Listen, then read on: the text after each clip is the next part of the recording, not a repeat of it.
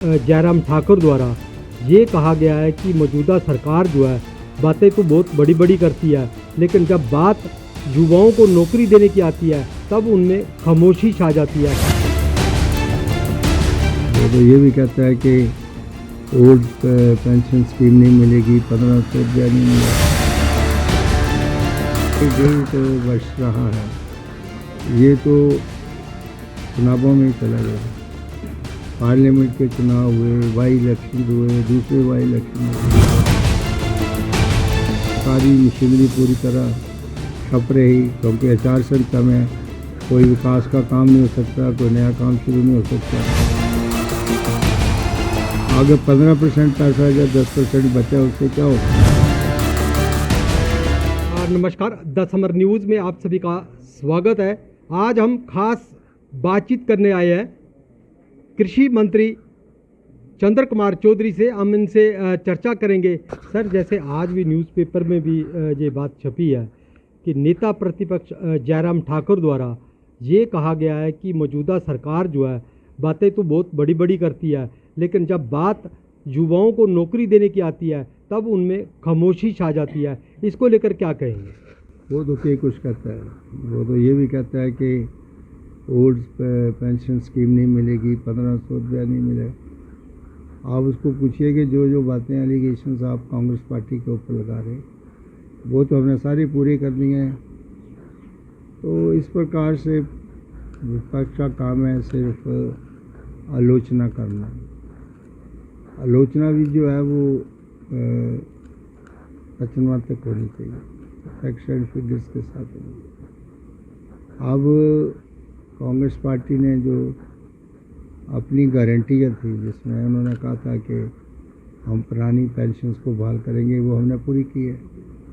हमने महिलाओं को 1500 रुपया देने का वायदा किया, वो भी पहली इंस्टॉलमेंट चली गई है, दूसरी भी चली जाएगी। तीसरा वायदा ये किया था कि किसानों से हम 3 रुपये किलो जो है खाद खरीदेंगे, मनीयरिंग खरीदेंगे। उसका वायदा भी कर दिया, अभी उसके टेंडर भी मैंने लगा दिए हैं। टेंडर जो है वो अभी खुलने वाले हैं। जो भी पार्टी आएगी वो बैग भी देगी, फिलिंग भी करवाएगी, सीलिंग भी करवाएगी, लिफ्टिंग भी करवाएगी। उसको अलग से पैसे दिए जाएंगे, और जो मनीयरिंग हम इकट्ठा करेंगे वो हम हॉर्टिकल्चर डिपार्टमेंट को देंगे, एग्रीकल्चर डिपार्टमेंट को देंगे। और जो लोग उस मैन्योरिंग से खेती बाड़ी करेंगे, ऑर्गेनिक खेती करेंगे, उसका 30 रुपये किलो मक्की खरीदेंगे, 40 रुपये किलो जो है वो गेहूँ खरीदेंगे। और भी कुछ चीज़ें तैयार करेंगे, उसको सरकार लेगी। जैसा कि अभी मौजूदा सरकार के पास फुल बहुमत है, तो क्या रणनीति रहेगी लोगों के विकास कार्यों को लेकर? सर देखिए, ये जो हमारे 1.5 वर्ष रहा है, ये तो चुनावों में ही चला गया। पार्लियामेंट के चुनाव हुए, वाई इलेक्शन हुए, दूसरे वाई इलेक्शन हुए, और सरकारी मशीनरी पूरी तरह ठप रही, क्योंकि आचार संहिता में कोई विकास का काम नहीं हो सकता, कोई नया काम शुरू नहीं हो सकता। पूरा बजट जो है उसको खर्च नहीं किया जा सकता। तो अभी जो है वो पीरियड जो है वो ख़त्म हो गया है। अभी 3.5 साल सरकार के पास बाकी बचे हैं। हम प्रयास करेंगे कि जो हमारी विकास की रफ्तार है उसको दोबारा हम पटड़ी के ऊपर लाएंगे। और चाहे सड़कों का निर्माण है, अभी बरसात आ गई है, अभी ये सड़कें रिस्टोर करनी पड़ेंगी। जो हमारे दूसरे विकास के काम हैं उनको शुरू किया जाएगा। पानी की व्यवस्था जो है वो चरमराई है, उसको दोबारा रिस्टोर किया जाएगा। और सबसे बड़ी बात यह है कि जल जीवन मिशन में जब ये कार्यक्रम शुरू हुआ था तो 85% पेमेंटें हो गई हैं, लेकिन नलकों में जो है वो जल नहीं पहुंचा, कहीं सोर्स डेवलप नहीं हुए हैं। पाइपें खरीदी गई हैं करोड़ों रुपए की, पाइपें लगाई भी नहीं है ढंग से, सोर्स डेवलप नहीं हुए हैं। हमारी अपनी ही बोध ऋणी की स्कीम जो है, जिसका बड़ा प्रचार करते थे बहुत पहले, मैंने उसका आइडिया उनको दिया था कि वहाँ से हम ग्रेविटी में पानी लाएंगे। लेकिन पिछली बार पूरी की बरसात में वो सारी 2-3-4 किलोमीटर के एरिया में वो सारी पाइपें गायब हो गई हैं।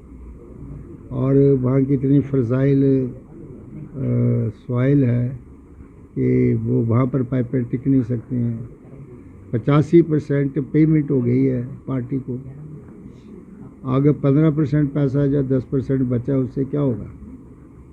बड़े बड़े वायदे किए जाते थे, एक बार वो चलाई भी थी, उसमें जो है वो पानी को ठीक ढंग से आए ना, डिफंक हो गई सारी स्कीमें। उसको ज़्यादा रिवाइव करने की कोशिश है, पैसे की भी ज़रूरत है। तो इतनी बड़ी स्कीमें उनको इंस्पेक्शन करना, देखना, पीरियोडिकली रिव्यू करना, मेंटेन करना बहुत बड़ी चुनौती है। सर, एक नूरपुर में एक बहुत बड़ी परियोजना है जो पीछे काफ़ी उसका काम हो चुका है, जिसका नाम फिना सिंह नहर है। वो हद तक बनकर तैयार भी है, लेकिन आगे काम नहीं बढ़ रहा है, उस पर क्या कहेंगे? देखिए, ये उस वक्त 3-4 बड़े बड़े प्रोजेक्ट गवर्नमेंट ऑफ इंडिया से हुए थे। एक सदाता नहर का, एक फिना सिंह स्कीम थी, एक बरभौर साहब स्कीम थी। तो बाकी स्कीमें जो हैं वो तो बन करके तैयार हो गई हैं, लेकिन फिना सिंह स्कीम जो है इसका अभी तक टनल्स बनी है, इसका डिस्ट्रीब्यूशन बनना है, इसकी चैनल्स बने हैं। बहुत सी स्कीमें जो हैं उनमें मेन चैनल में पानी तो चला गया, लेकिन डिस्ट्रीब्यूशन के लिए पैसा नहीं है। एक तो हमारे जो सरकारी कर्मचारी हैं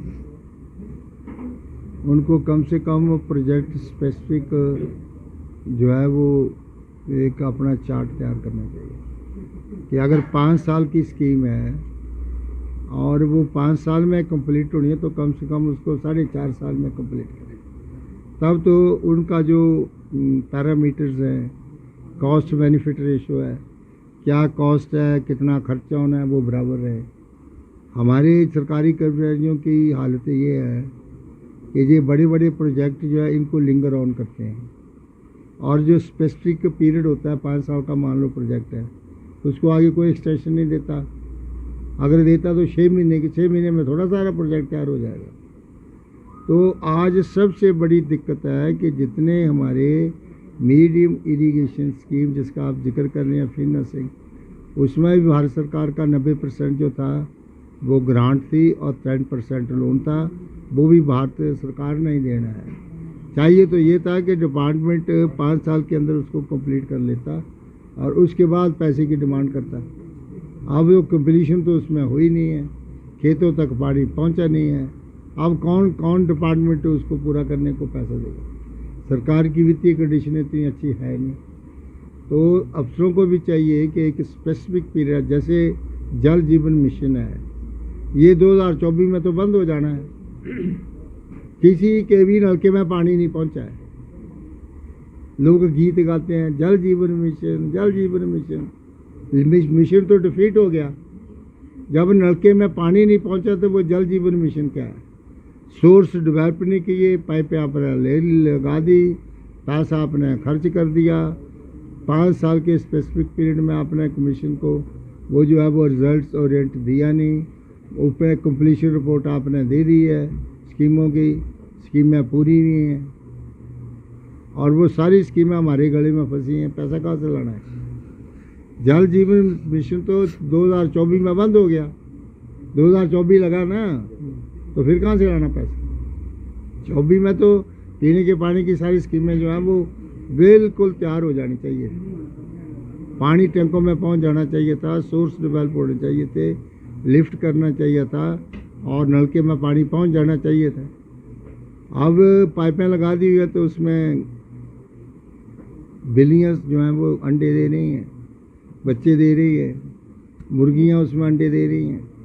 वो सारी की सारी पाइपें बड़ी बड़ी पाइपें हैं। कुछ तो हमारे पुराने IPH मिनिस्टर के घर में है, उसमें उसकी जो धर्मपुर कंस्टिट्यूंसी है, बड़े बड़े पाइप हैं वहाँ पर रखे हुए और आदमी चल करके खड़ा होकर के चल के 6 फुट आदमी जो है वो उनके बीच में से निकलता है। और उसने कहा मैं ब्यास का पानी उठाऊंगा। कहाँ उठाया ब्यास का पानी? करोड़ों रुपए के पाइप पड़े हुए हैं। कोई रहे आदमी की कम से कम जिस डिपार्टमेंट में रहे हो कम से कम थोड़ा दया धर्म तो करना चाहिए कि पैसे का मिसयूज़ ना हो। ये हमारे बाप का पैसा नहीं होता, लोगों का पैसा होता है। हम उस पैसे का दुरुपयोग करें, लोगों को उसकी पूरी सुविधा न मिले। मंत्री बन के जोड़ना चाहिए तो काम तो अच्छा करना चाहिए। जाके देखना वहाँ की रिपोर्ट देख करके आना कि क्या करोड़ों रुपया उसके ऊपर खर्च किया, criminal wastage of money.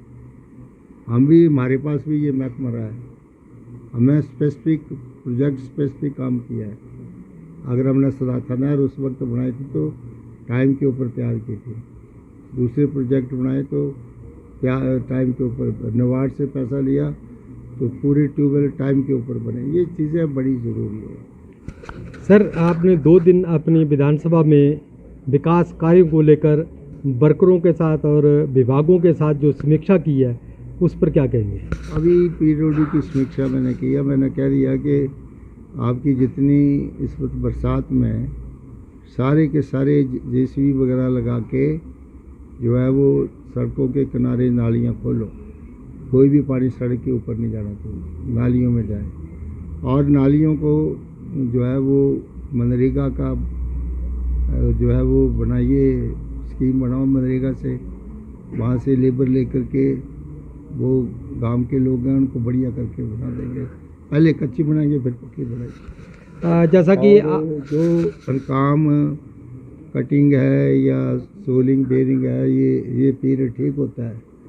Soling bearing अगर करेंगे इसमें तो अच्छी तरह से जो है वो सड़क की जो है वो पानी पूनी डाल के ठीक हो जाती है।